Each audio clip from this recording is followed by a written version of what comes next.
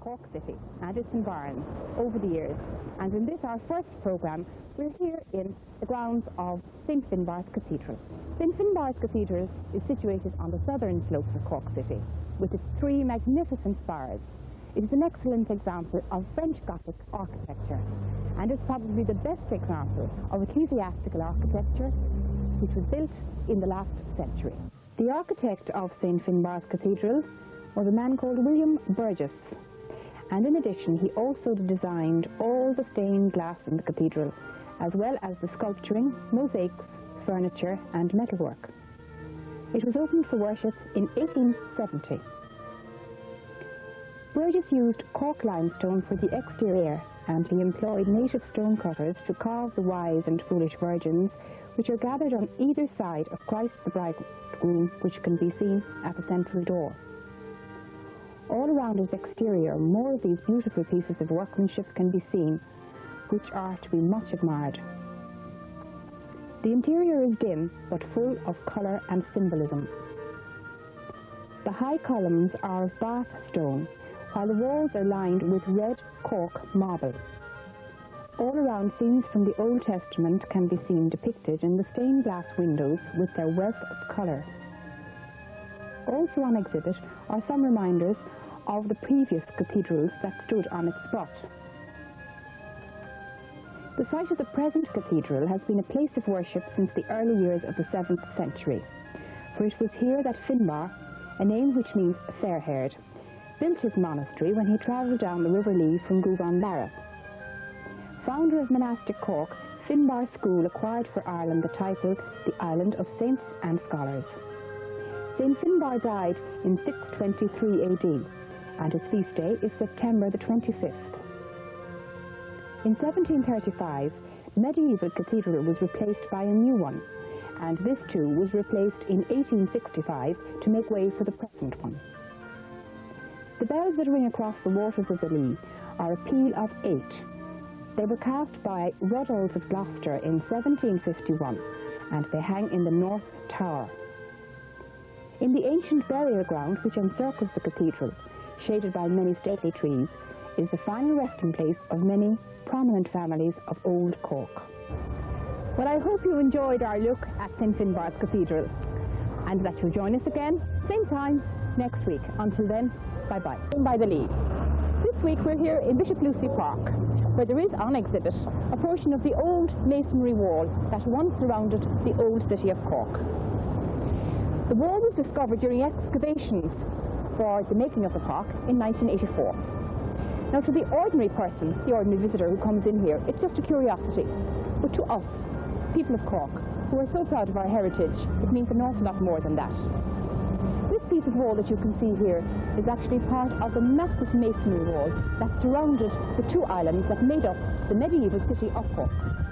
A study of the old maps and illustrations give us a good insight into the physical size of the wall. One in particular is the Picata Hibernia map of 1595. It shows the town in medieval splendour, surrounded by the River Lee, with 20 castles or towers built into the wall, with only 2 land entrances at the north and south gates. The main ship entrance was through the Marine Gate. This gate would have been sited south of the present Castle Street.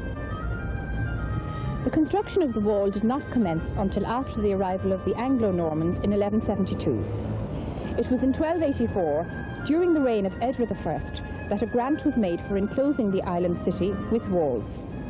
After its completion, it was referred to as the King's Wall and ran from the present Griffith Bridge, round the curve of Curl Street to the Bridewell, on to Kyle Street, then southwards along the west side of Cornmarket Street, Grand Parade, to the South Channel, then westwards to the Southgate Bridge. From there, it followed the curved line of the river to near Clark's Bridge, and then northwards along the east side of Grattan Street to Bachelor's Quay, and east to Griffith Bridge, a distance of about 1 mile. In parts, the wall was 50 feet in height and 12 feet wide, and the area enclosed by the wall was oval in shape. From the north to the south gate, it measured about 690 yards, and from Grand Parade to Grattan Street, it measured 240 yards. As the centuries passed, the walls became a nightmare for the city authorities due to its continued dilapidation. Consequently, the citizens had to subscribe to its maintenance. After the city was besieged by the Williamite army under the command of John Churchill, later Duke of Marlborough, in September 1690, the wall was in a ruinous state, especially the eastern portion. Although the city authorities continued to repair it long after it had proved useless and a waste of money. Also, as the city was surrounded by hills on the north and south, it was impossible to defend it from artillery fire.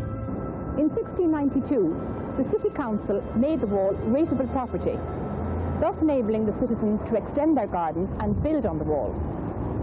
At the close of the 18th century, the wall had disappeared entirely from the landscape, having served its purpose for almost 5 centuries. Well, that was our look today at the city wall, the old city wall which surrounded Cork in medieval times. I hope you enjoyed it, and I also hope that you'll join us again next week for My Home by the Lee, where we'll be looking at Cork's first thoroughfare. Until then, bye-bye. Street. This week we'll be looking at North Main Street, and next week we'll be having a look at the South Main Street. The medieval city of Cork consisted of 2 marshy islands, and they were joined together by one broad thoroughfare, which we now know today as the North Main Street and the South Main Street. In medieval times it was known as Main Street, and leading onto it was an absolute maze of alleyways and little lanes. Main Street was, and still is today, an absolute hive of activity.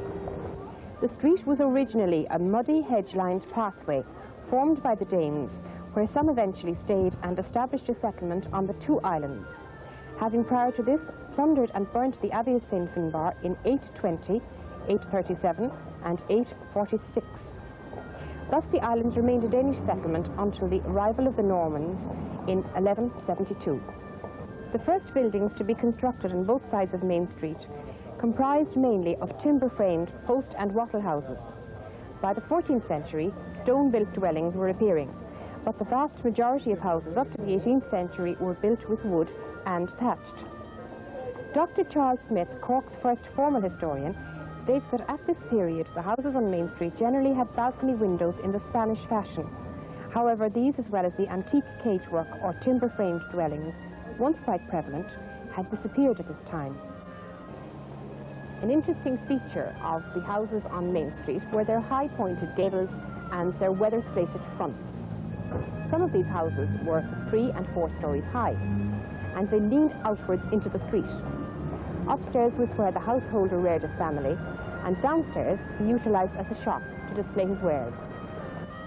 The centre of Main Street was a foul-smelling open gutter, into which was thrown all sorts of rubbish from the upstairs windows, the ground floors and the neighbouring lanes.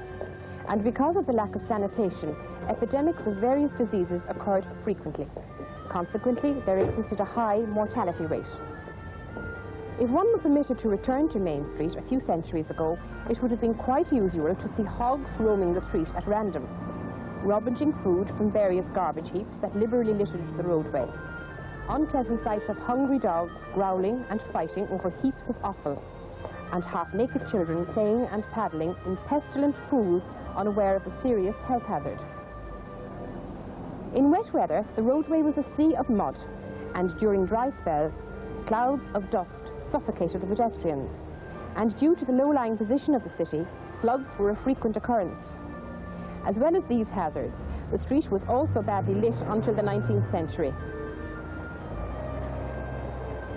To escape these, it was possible to hail a sedan chair in 1779, and the fare from one end of the town to the other cost 4pence, and 6pence if venturing beyond the city gates. Main Street was maintained by the Corporation of Cork for centuries, and small, sharp stones and cobblestones were used for paving. There was no proper footpath for pedestrians.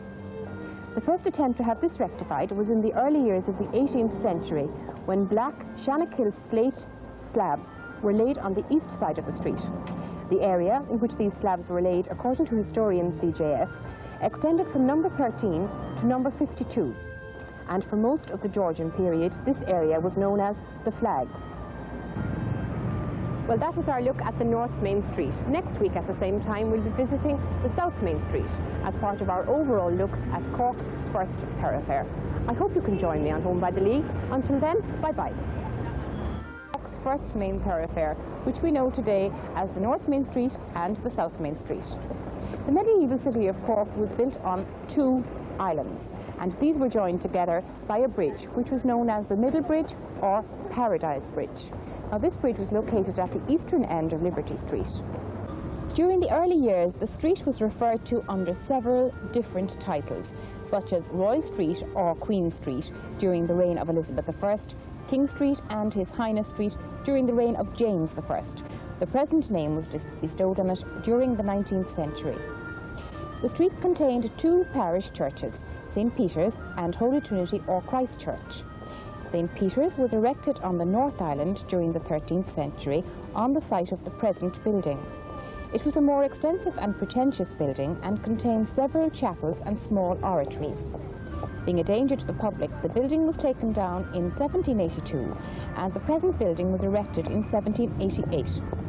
In 1949, St. Peter's Church was deconsecrated. Christ Church occupied the southern island. The first church was erected circa 1180. It survived until 1690, when it was seriously damaged during the siege of Cork. It was taken down in the 1720s and replaced by a new one, and this too was partly demolished in the 1820s due to its decaying condition and rebuilt. Christ Church was deconsecrated in 1978 and it is now the home of the Cork and County Archives Centre. Both ends of Main Street were protected by castles and drawbridges which commanded the approaches from the north and south up to the 18th century. Grim prisons replaced these castles, which were in a ruinous condition in the early years of the 18th century, and thus they remained as stalwart sentinels for over 100 years. The bloody skulls of executed criminals appeared regularly spiked on the parapet of the South Gate prison as a pitiful and stark reminder to would-be lawbreakers of the terrible and merciless fate that would befall them were they to perpetrate even the pettiest of crimes. The flogging of criminals from North to South Gate was a regular spectacle. These unfortunate individuals were either beheaded or thrown into jail and left to die in desolation and hunger. All life revolved around Main Street. The town cross was its focal point, and this was sited where the entrance to St. Francis Church is situated today, and the quay or dock sited south of Castle Street. Also on Main Street was a hive of small business houses, buildings devoted to municipal law and commercial affairs, residences of some of the great merchants and mayoral families such as the Skiddies, whose castle stood on the junction of the present North Main Street and Adelaide Street, and the Roaches Castle on the corner of Castle Street. Midst of this hustle and bustle, Main Street was ablaze with street traders. Here in fine weather, street merchants fixed their pitches, and day by day the same familiar faces could be seen. Some sitting quietly behind their stalls or baskets in anticipation of making a sale, while others shouted aloud the nature of their wares and cordially invited everyone's money. Hardy, sturdy, middle-aged men roamed aimlessly with baskets slung containing a various assortment of goods, bootlaces, whips, collar studs, clay pipes, rosary beads, scapulars, penknives and such like. Young girls stood at the corners with handfuls of onions, while their mothers sat behind stalls droning out varying slogans such as "A halfpenny each, the American apple, a halfpenny each." A brawny female was the strolling vendor of a popular delicacy and shouted "Fine, fresh, dool born." Stands displaying stockings, hats, coats and clothes of all descriptions littered the thoroughfare and its neighbouring lanes.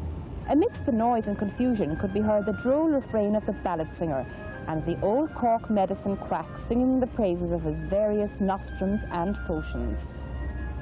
Groups of women squatted and basked in the sun, gossiping on the roadway as sedan chairs wound their way through the crowded thoroughfare, in contrast with the noisy rattle of the mail coaches as they careered recklessly along the congested street. Regularly, pedestrians would be scattered in all directions by a galloper, a runaway horse, and during the ensuing excitement, some of the street stands called balks would be overturned, littering the roadway with a varied assortment of goods and wares. Well, that concludes our look at Cork's first main thoroughfare, Main Street. Next week on My Home by the Lee, we'll be taking a look at the many lanes and alleyways which actually converge onto Main Street. So I hope you'll join me then. Until then, bye-bye. Look at the many lanes and alleyways that ran into Main Street in medieval Cork. In fact, just at this moment, I'm standing in Christchurch Lane. The medieval city of Cork was divided into quarters, and this was made up of the line of Main Street and divided by a waterway which was called Mill Stream. That went into the sea at the docks south of Castle Street. The city was thickly populated, and the dwellings in which the majority of the citizens lived stood on the many ill-paved, foul-smelling, dark, narrow lanes and alleys off Main Street. These lanes originated in the early life of medieval Cork, when the individual unit of property, comprising of a long, narrow strip of land known as a Burbage plot, extended from the front of Main Street back to the town wall. These plots measured about 20 to 25 feet in width and were delimited by post and wattle fences, later to be replaced by freestanding stone walls of a building constructed on the plot. Consequently, each pair of plots held a laneway in common, some extending from Main Street out to the town wall, while others provided access to courtyards and gardens. With the exception of Main Street, the city did not contain a thoroughfare broad enough to permit two carts to pass each other, and the majority of lanes would not admit two horses abreast. For centuries, the city's streetscape remained unchanged, except for the repairing of the city wall, which placed an enormous burden on the crown and taxpayers of the town, and the rebuilding of dwellings which were regularly destroyed by fire. Fires were frequent due to the majority of the buildings being built of wood and thatched. Churches and larger buildings were constructed of stone with slate roofs. The city authorities' methods for dealing with fires lacked skill and knowledge. For example, long poles with iron crooks were used to pull down blazing timbers, causing sparks to drift onto nearby thatched roofs, setting them alight. In the year 1622, a large portion of the city was destroyed by fire. This was documented in the city's annals as the Great Fire of Cork, when 1,500 houses in the city and suburbs were completely engulfed, leaving many lanes, alleys and streets in the walled city to be obliterated. An account published in a London tract shortly after the fire records, between 11 and 12 o'clock, dark clouds began to gather over the city, and sudden and extraordinary darkness came on. This was followed by a peal of thunder with flashes of lightning which struck the east part of the city, being the most elevated portion of it. The inhabitants of the west part ran towards where the houses were in flames from the lightning, but had not got halfway before the west part was also struck and on fire. Although there was plenty of water, no effort was made to quench the flames, and the people appeared overwhelmed with fear. Many hundreds lost their lives.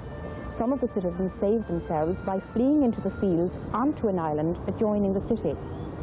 Those within the walls retreated into churches, which, being covered with slate and having thick walls, afforded them some protection, although the fire raged fiercely on all sides. Some weeks after the fire, on October the 10th, the corporation decreed that all thatched roofs must be replaced by slate or shingle without delay. When the city was rebuilt, 68 lanes led off Main Street, 39 on the east side and 29 on the west side. In these narrow lanes lived the majority of the city's great mercantile and mayoral families, with their fine residences, courts and gardens under the shadow of the town wall.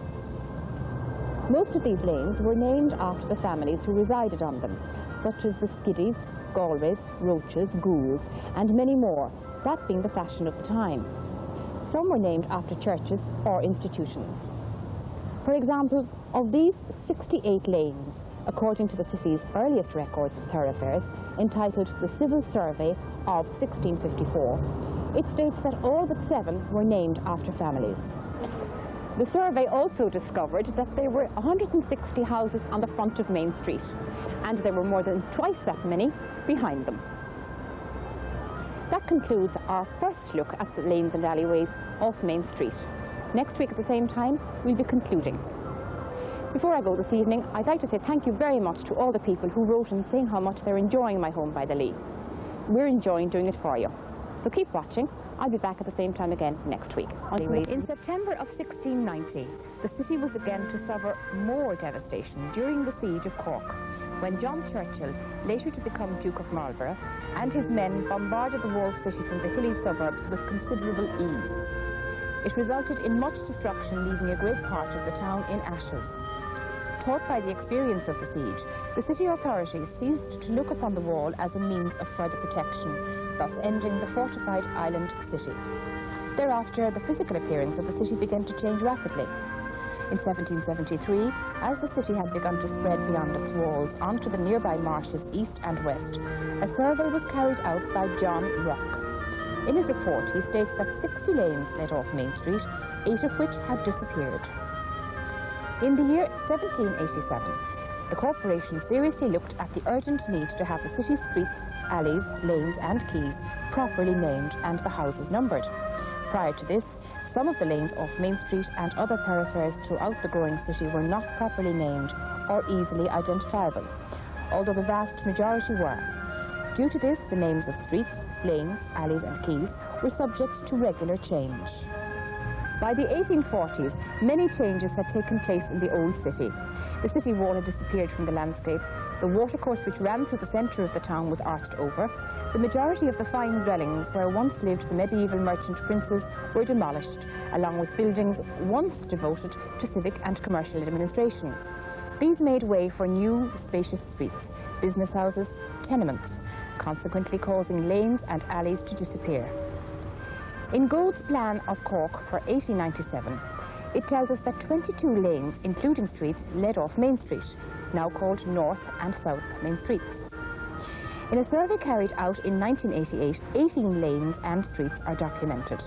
Today, if one were to take a stroll along North and South Main Street, you can see the original medieval layout of the town fossilised as it was in the existing street and lane pattern. Many of the properties fronting the street are the width of the original burgage plots already mentioned. Even though only 18 of the original 68 streets, lanes and alleys now remain, many others have been incorporated as entrances and hallways into existing premises. Some are still paved with their original 18th and 19th century flagstones, reminding us of the days when the wealthy merchants trod to their residences and when these dark, narrow passageways held the city's population and commercial traders. Well, that's the end of our second look at the lanes and alleyways leading onto Main Street in medieval Cork. I hope you'll join me next week on my home, the medieval city of Cork's lanes and their names. So now we're going to take an even closer look at these lanes and their names, and we'll start at the eastern side of the South Main Street between the Northgate Bridge and the Southgate Bridge. Kyle Street, traditionally a street trader street, is named after the Reverend S. Kyle, who was rector of the nearby established church, St. Peter's, North Main Street, and Bishop of Cork from 1831 to 1848. The street occupied the site of the old Cork Potato Market, which extended from Potato Quay, now Cornmarket Street, to North Main Street, with both its entrances secured by iron gates. During the Wide Street Commissioner's development plan for the city, due to the rapid increase in commercial life, the Potato Market, along with the dead wall on the north side of Dingle Lane, gave way to the present street in the early years of the 1830s. Dingle Lane was on the north side of Kyle Street, and this little narrow, dark lane housed Cork's first theatre. It was converted from a house in 1713 by the Dublin Smock Alley Theatre Company, and for nearly 30 years entertained Cork audiences with both Irish and English artists. And now we come to Cockpit Lane. All that remains of this once highly populated and business house lane is its eastern portion. The lane gets its name from the cockfighting which took place here in the early years of the 18th century. John Carty, a noted surveyor and mapmaker of the 18th century, resided here. On the plans of the city and county which he produced, Carty theatrically inscribed 2 fighting cocks sporting spurs, a fitting logo for his printing shop. Tenements with large families and business houses stood on both sides of this cobblestoned lane. Therefore, the place was always a hive of activity. Although it was narrower in width, there was still room for the tenement folk to display their wares on makeshift stalls outside their front doors, as women in shawls hurried to and fro from the Cold Quay to the North Main Street. as the plaintive air of a busker could be heard mingling with the droll refrain of the ballad singer. In 1986, the western portion of the lane gave way to Bennett's supermarket. Portneys Lane was originally called Pulteney's Lane, and it gets its present name after a family who resided there in the early years of the 18th century. In 1601, this lane was graced by the presence of Don Juan de L'Aquila, who was commander of the ill-fated Spanish expedition sent by Philip II of Spain to aid Hugh O'Neill. After his surrender to the English commander, Lord Mountjoy, in Kinsale, he arrived in the walled city of Cork. During his stay before he was sent back to Spain, he lodged on this lane where he wined and dined with some of the chief citizens of the town. During the latter part of the 18th century, an assembly room was situated here amidst tenements filled to capacity and business houses. It is interesting to note that this lane is the last of the tradition of public lanes which led off the east side of the North Main Street. Between Portneys Lane and Castle Street was Old Bridewell Lane, formerly Coffinger's Lane. Today, number 48 North Main Street marks its site. It got its name from the original Bridewell, which stood here up to the early part of the 18th century. In Old Bridewell Lane, there stood 13 dwellings, and according to local historian C.J.F., these housed approximately 206 persons. By the year 1810, in excess of 1,300 people lived within 100 yards radius of Old Bridewell Lane. This gives us some idea of the appalling living conditions that existed at the time. Well, that's all from Home by the Lee for this week. I hope you'll join me at the same time next week. Until then. Welcome to this week's Home by the Lee. Well, this week and next week we'll be taking a look at Castle Street. Castle Street, in fact, forms part of the first medieval quay in Cork. The quay, which was actually more of a dock, stretched on the southern end of Castle Street, running along to the northern side of the Kingsole Castle shopping centre. It was roughly the same size as the street is today. Castle Street was never a walkaway. From the 13th to the 17th century, vessels from foreign parts sailed into the quay with the help of each high tide. They brushed against the rugged sandstone quay, discharging or loading their merchandise amidst the odour of tar and sea. And the hustle and bustle of the wealthy merchants on the dock, under the shadows of the custom house and buildings devoted to civic law and commercial affairs. The main entrance to the quay was secured by a monster wooden water gate called St. Martin's Gate, which was defended by two castles, the King's and Queen's. The Queen's Castle stood roughly on the junction of Castle Street and Cornmarket Street, and the King's was sited to the rear of the Roundy House. The King's Castle was the centre of English administration in Old Cork, and is mentioned in ancient sources under many different titles, such as the Castle of Cork, King's Castle, King's Own Castle, and King's Old Castle. For a time, the castle was utilised as a prison and courthouse until it was taken down in 1718. We'll be taking a closer look at this castle in a later programme. According to tradition, the two castles which appear on the Cork coat of arms with a rigged vessel between them represented the medieval quay of Cork, as the statue of Dennis be the Carnus, safe place for ships. But this is not so. The motto was adopted sometime around the 1700s, when Cork Harbour had replaced Kinsale Harbour as the main shipping centre in the south of Ireland. So the motto refers to Cork Harbour. When Castle Street was first built into a regular thoroughfare in the 1630s, it was much narrower than it is today, and was called Castle Lane, after the two castles which flanked each end of the lane. The Queen's Castle, already mentioned, and Paradise Castle, or Tower. Paradise Castle stood on the southwestern corner of the lane, now Paradise Place.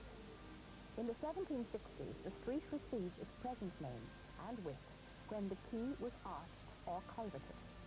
Thus the street became the hub of the old town and the main link from the medieval city to the growing commercial area east of the Grand Parade. Paradise Place marks the site where some of the most important buildings devoted to municipal law and commercial affairs of Old Cork stood. It was also the residence of many prominent families. It gets its name from a three-storied round tower house called the Parentis, or Paradise Tower, which stood here in medieval times. Within this tower, various activities concerning the community were administered. According to corporation records, the castle was leased to some of the great mercantile and mayoral families of Old Cork, such as the Terrys in the 15th century. the following century it belonged to the Roaches. And from then on, this round tower building was known as Roaches or Golden Castle. One of the last families to live here, before it was taken down towards the end of the 18th century, were the Tuckeys. Well, that concludes our first look at Castle Street. Please join us again, same time next week, where we'll be having another look at Castle Street. On the foundation of Roaches Castle was built one of old Cork's most elegant buildings, the Exchange. It was built by Twist Jones in the year 1708. And in its heyday it was regarded as Cork's most elegant building. For many years it remained the centre of the civic and commercial life of Cork, until the commercial buildings, which is now the Imperial Hotel, was built in 1811. The Exchange was a two-storied hewn stone structure which comprised of an arcaded basement of the Doric order.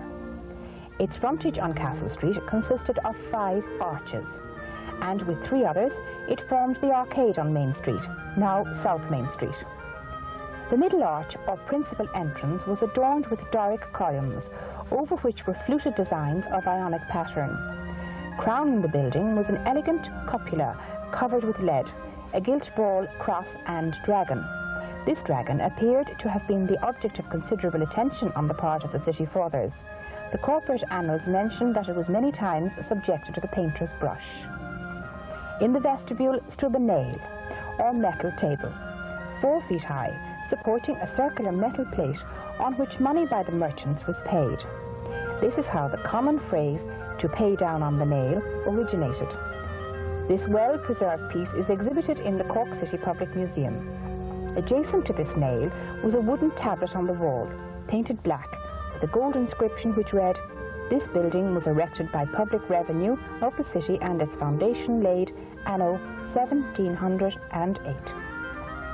The building protruded inconveniently across the roadway, and because of this, the Main Street was divided, and from then on known as the North and South Main Streets. For many years, the Exchange ceased to be used for any important or commercial purposes, but functioned as a people's hall, assembly room, or auction mart. It was taken down in 1837 to make way for the present Catholic Young Men's Society building. Some houses adjacent to the Exchange were the first erected in the city under the tontine system and were named the tontine buildings. These buildings, erected on the site of the medieval quay, were occupied by printers and stationers whose flourishing businesses acquired for Castle Street the additional title of Booksellers' Row. During the latter half of the 18th and the early half of the 19th century, the street was amply endowed with booksellers' shops, a circulating newspaper, publishing houses, coffee shops and taverns. It became a popular haunt for street traders, merchants, bankers, writers, poets, seamen, ballad singers and the studious Corkonian with an ardent desire for learning. An English writer once remarked, "The merchants of Cork go to their homes in the evening with books under their arms." In the early part of the 19th century, many of these buildings, being over 100 years old and in decaying condition, were demolished, making way for the present-day ones. And at the turn of the present century, business houses on the street numbered 20 and comprised of wine merchants, tobacconists, potato merchants, a central clothing depot, shirt factory, flower store, boat factory, painter and decorator, and grocers. Castle Street today is still the hive of activity it was when it first became a thoroughfare over 2 centuries ago. That finishes our look at Castle Street. I hope you'll join me again. Court Lane ran parallel south of the medieval quay of Cork. It linked the city and county courthouses. The city courthouse was situated on Main Street, while the county courthouse, then the King's Castle, was situated on the eastern part of the city wall. In the early years of the 17th century, the King's Castle was more or less empty, and the lower portion was utilised as a prison, while the upper part became the county courthouse. A charter of Charles I, 1625 to 1649, for the year 1632 states, "The King's Old Castle, the county jail, then called the lower room of the said castle, was the common place of execution to continue in the county at large. The corporation covenants with His Majesty to build the same session house and keep it forever in repair." In 1680, during the trial of the Catholic bishop, Dr. William Cray, because of his religious beliefs, part of the building collapsed during the upheaval, which was caused by the violent protests made by the locals. Many people were killed or maimed. However, the bishop and the judge luckily escaped injury. In 1693, a new county courthouse was built on the south side adjacent to the ruined King's Castle. The King's Castle was demolished in 1718. In 1806, the county courthouse was remodelled and called the King's Old Castle in honour of King George III. The facade on the Grand Parade consisted of a handsome pediment of Portland stone, supported by fluted Doric columns, resting on a rustic basement. After the erection of the new courthouse in Washington Street in 1835, the old county courthouse was abandoned. It remained unoccupied until it passed into the hands of Mr. William Fitzgibbon, who was to be Mayor of Cork in 1856 and 1857. And with some additions and alterations, he formed it into the well-known premises, the Queen's Old Castle, which was completed in 1846. In the 1980s, with more alterations, it was converted into a shopping arcade. Now we come to the city courthouse, which was situated at the western end of the lane. It was built in the early years of the 18th century and was a fine, clean, two-storied structure with steps leading to the courtrooms on the second floor. There were shops situated on each side of the steps on the ground floor, characteristic of many of the public buildings of the period. It was customary for public buildings to pay for their own upkeep. Thus, by having shops or stalls attached to them, helped greatly with the finances. On this lane in the 18th century stood the Phoenix Tavern. This tavern became one of the most popular public houses in Cork because of the fact of the neighbouring institutions on the lane. Well, that's it for my Home by the Lee for this week. Well, today we are in St. Augustine Street, which is named after the Church of St. Augustine, which is situated here. The street was originally called Farrington Lane. It was very narrow, with a curve in its centre and shaded by many tall buildings which stood on either side of the lane. By 1820, after much development of the area by the Wide Street Commissioners, the street received its present dimensions and was renamed Brunswick Street. It was here in 1781 that the Augustinian community built a church and priory when they moved from Fishamble Lane, now Liberty Street, where they had spent 40 years.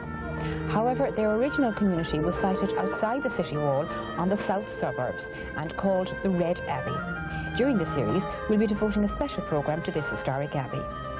The first church erected on the lane measured 60 feet long by 24 feet wide, and the entrance from Washington Street was obtained in 1826. In consequence, the church was renewed, enlarged and improved a year later. With the facility of transport and the increase in urban population in the 1920s and 30s, the situation became critical for the humble Augustinian community. It was found that the church was too small to accommodate the ever-increasing congregation that attended the church services. Consequently, plans were drawn up in 1937 for a new church. Although short of funds at the time, the plan went into action. Old buildings on Washington Street and Brunswick Street were purchased, and these, along with the old church, were demolished. In their place, the present fine limestone-dressed building was erected. Although it is a plain structure, the interior is of old-world charm. The church was designed by Dominic O'Connor, a local architect. From 1938 to 1982, the community lived in a block of 4-storey buildings at the west end of the church. This was never intended to be more than a temporary residence. In 1982, a new priory was planned and improvements were made to the church. The new priory was completed in 1984, and the dreams and hopes conceived in difficult times by men of faith and vision thus became a reality. Some of the great names associated with Cork and Ireland's history who frequented St. Augustine's over the years were Terence McSweeney, Tomas McCurtain and Daniel Corkery. Business houses which stood on this street 100 years ago included a bootmaker, the Queen's Old Castle, Musgrave Brothers stores, a tailor's shop and a provision shop. Well, that ends our look at St. Augustine Street. I hope you'll join us again for my Home by the Lee. The Augustinians in Cork is documented circa 1280. during the reign of Edward I, when the community was given a site outside the walled city by the Normans to build their friary. By the close of that century, the community of friars were well established in the city with their strongly constructed friary built of red sandstone, and sometime later the tower was added. And due to the colour of the friary, it was destined to be called Red Abbey. In 1540, the site of the friary and its ground was about 2 acres in size and was bounded by the present Dunbar Street, Margaret Street, Mary Street and Douglas Street. The buildings comprised of the church within 2 chapels, 2 dormitories, a hall, a buttery, a kitchen, a cloister, 6 rooms, 6 cellars with a small orchard, 3 small gardens and a cemetery. The suppression of monasteries and religious houses under Henry VII had a disastrous effect on the Augustinians. Their friary and lands were confiscated and were leased to John Coppinger. However, the new owner allowed the friars to reside in the friary and use the church. Due to the continuing unrest following the rebellion of the Confederates, the religious orders were in peril of their existence. That danger became a reality in 1644 when an order was issued by the governor expelling all priests and friars from the city. Thus, the Augustinians had to confine their ministry to secrecy of lodging houses, never to return to the Red Abbey, and their friary was taken over by Richard Boyle, the Protestant Dean of Cork. During the siege of Cork in September 1690, the old friary was used as a barracks. The tower was utilised as an observation post, while a battery was placed near the tower with which to breach the city wall. By 1717, the friary buildings fell into disuse, were no longer used as a residence, and were converted into a sugar refinery by a Huguenot family, and it became known as the Red Abbey Sugar House. In 1744, however, the Augustinian community had established a new church in Fishamble Lane, now Liberty Street, and in 1781 they moved to their present site on Washington Street. The Red Abbey buildings, having survived the vicissitudes of the centuries, finally met their fate on December the 7th, 1799, when a tremendous fire broke out in the sugar house and consumed a large portion of the property, leaving it in ruins. Today, private and business houses take up the greater portion of the grounds of the old Red Abbey Friary. Well, that's it from me, from my home by the Lee for this week. I hope you'll join me again next week at the same time, when we'll be taking a stroll down. Was part of a massive mile-long borough thoroughfare which was constructed by the Wide Street Commissioners to facilitate the ever-expanding commercial city of Cork in the year 1824.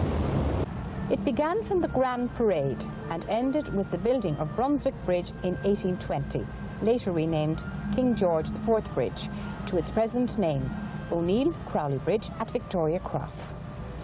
The eastern portion of this grand thoroughfare, now Washington Street East, was part of the medieval city and was occupied by narrow, filthy lanes and alleys, and was populated by a repulsive and impoverished people devoid of all human dignity.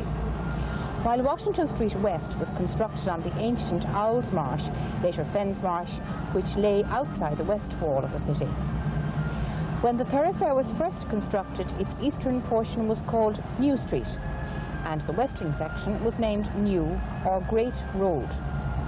On September the 21st, 1824, however, the New Street was named Great George's Street in honour of the reigning monarch George IV, 1820 to 1830, by the mayor of the day, Bartholomew Gibbings. The mayor also announced that the Great Road was to be called King's Road, but somehow the name never caught on. As time went on, it became known as the Western Entrance, due to its position until the close of the 19th century, when it received its present name, Western Road. The ceremony also included the laying of the foundation and cornerstones of a line of houses to be erected by architects, Thomas and Alexander Dean, on the north side of the newly named street, and, in time, houses filled both sides of the street. From a stone tablet on number 4 Washington Street West, we learn that the foundation stone for the houses on the south side of the street was laid on June the 15th, 1827. This indicates that the Dean brothers were rapidly dressing up the street with the present-day red brick buildings. The showpiece of the street is, of course, the City Courthouse. It was designed by Kearns Dean and erected by the celebrated English Payne brothers, Richard and George, in 1835 at the cost of £22,000. In 1891 it was destroyed by fire, and 5 years later it was rebuilt. All that remains of the original courthouse is its magnificent Corinthian portico. In the coming series, we'll be devoting a special programme to this fine building. It's interesting to know that the city fathers at one time considered laying out a small park for public recreation on the site where the elegant 19th century red brick building, formerly Dwyer's head office, is situated today. On Friday, September the 27th, 1918, the Corporation of Cork, honouring the founding father of the United States of America, changed the name of the thoroughfare to George Washington Street. In 1990, the street saw its only picture house closed, after giving many years of enjoyable entertainment to the people of Cork. Today, the street, with its profusion of business houses, is still the hive of activity that it was in the 19th century. Well, that concludes our look at Washington Street. Do join us again at the same time next week when we'll be taking a look at Lancaster Quay. Taking a look at Lancaster Quay. Lancaster Quay lies west of Washington Street West, and it was constructed through Forsyth Marsh. It gets its name from Joseph Lancaster, who was a prominent member of the Society of Friends. A social reformer, Lancaster was one of the most outstanding pioneers in the cause of educating the poor. While teaching in London, the local Catholic Poor Committee heard of his great work and invited him to give a public lecture in the city. The consequence of which was the foundation of a school on the Marsh in 1812, being named after him. This school stood on the southeastern corner of Wood Street and Washington Street West, where the Square Deal premises is now situated. During its heyday, the school housed 800 pupils, and the educators were the Presentation Brothers. Throughout the 19th century, it was popularly known as the Old Lancs, or Mardyke School. The most historic moment in the school's history, before it was taken down in 1911, was on April the 8th, 1844, when a dinner was given in honour of Daniel O'Connell. Among the many distinguished guests who attended the memorable occasion were the mayors of Cork, Limerick, Waterford, Kilkenny and Clonmel. At this period, house development commenced on the north side of the quay. Situated on the south side of the quay is the remains of a horse trough, reminding us of the days when horses were the main form of transport. Adjacent to the trough, placed in the limestone quay wall, is the ornate cast iron remains of a drinking fountain of floral neoclassical design with scrolled and floral motifs.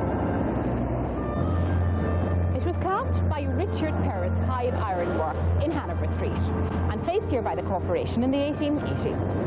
And many a Corkonian, after a stroll along the Western Road on a dusty summer's evening, would stop here and quench his thirst. College Cork, situated on Western Road, which is the final stretch of this wide borough thoroughfare. This road runs parallel to the Mardyke Walk and was laid out through the Duke of Devonshire's marshlands. When it was completed, it gave easy access to the city, to the country folk. Early each morning, one could witness convoys of wagons laden down with farm produce, or drovers heading for the city. And in consequence, this road gave the city a new spirit of commercial confidence for the future. The road, which had to be raised well above the level of the marshland because of frequent flooding, led to the construction of a new thoroughfare across the Mardyke Walk and the building of a new bridge in 1830 called Wellington Bridge, now named Thomas Davis Bridge. And due to these, Sunday's-Well was given renewed access to development. Before the road appeared, there was a large plot of ground situated there called Camp Field. This field, adjacent to the Dyke House grounds, now the property of the Missionaries of the Sacred Heart, was over 4 acres in size, and was so named because of the soldiers who were stationed at the local garrisons, and they often exercised upon it. Sometimes in the summer months, they camped out there. This field, however, was the scene of many public military executions, and the spot selected as the place of execution was near the present Greyhound racetrack, because of the bank south of the Curraheen River, or the south channel of the Lee, which rises abruptly into a kind of steep bank which would be likely to effectively stop any stray bullets. One of the last executions to be carried out there was on Tuesday, June the 30th, 1801, when Joseph America, a private in Baron Hempensall's regiment of dragoons, was executed for disobeying and firing at his sergeant. House development didn't commence here until the 1840s, and today the road has some of the finest examples of Victorian architecture in the city, like the old Presentation Brothers College, Now the property of UCC, the Ire and Throat Hospital, now closed, and Erinville Hospital, just to mention a few. Situated off the road across the Curraheen River is the massive Doric portico of the old county jail, now the property of UCC. This imposing and striking facade was erected along with the present jail bridge around 1830. This replaced the jail's original main entrance on Jail Road, now College Road. The facade is a replica of the Temple of Bacchus in Athens, comprising of 4 Doric columns surmounted by a fine pediment. The jail was built around 1790 by Michael Shanahan, architect and constructor of White Street. He also erected the first St. Patrick's Bridge. In 1814, due to a massive increase in crime in the city, the jail was extended, and this was completed 4 years later by the Payne brothers.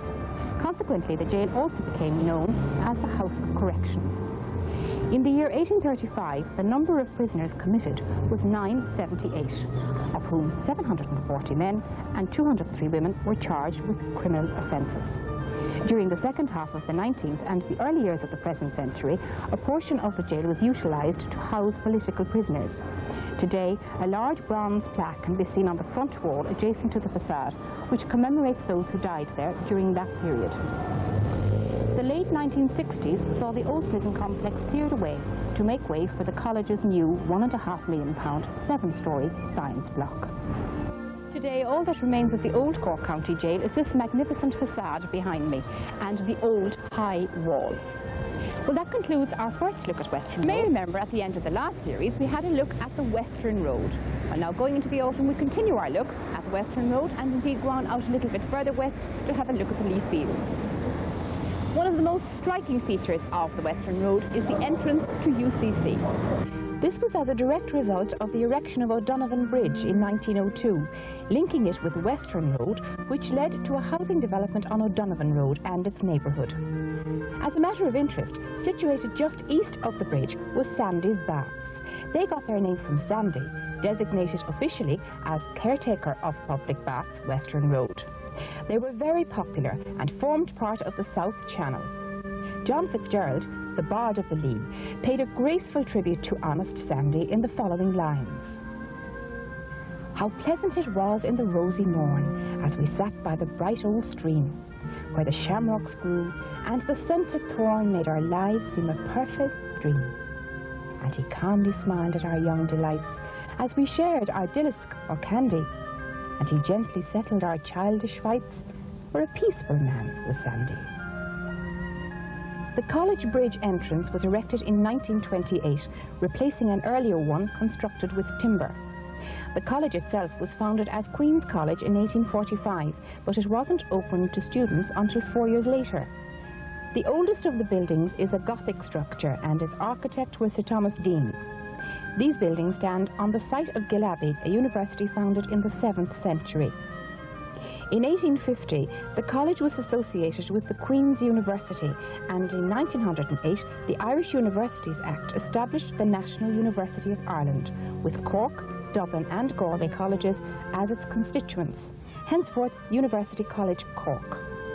Degrees and distinction awards in UCC are those of the Federal National University of Ireland, but its attachment does not in any way prevent the college from having a distinctive character of its own.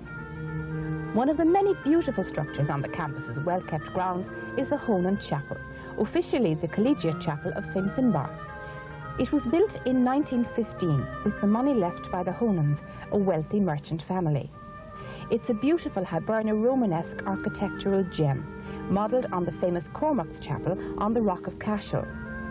The interior is full of elegance, decorated with rich stained glass by Harry Clark and Sarah Purser.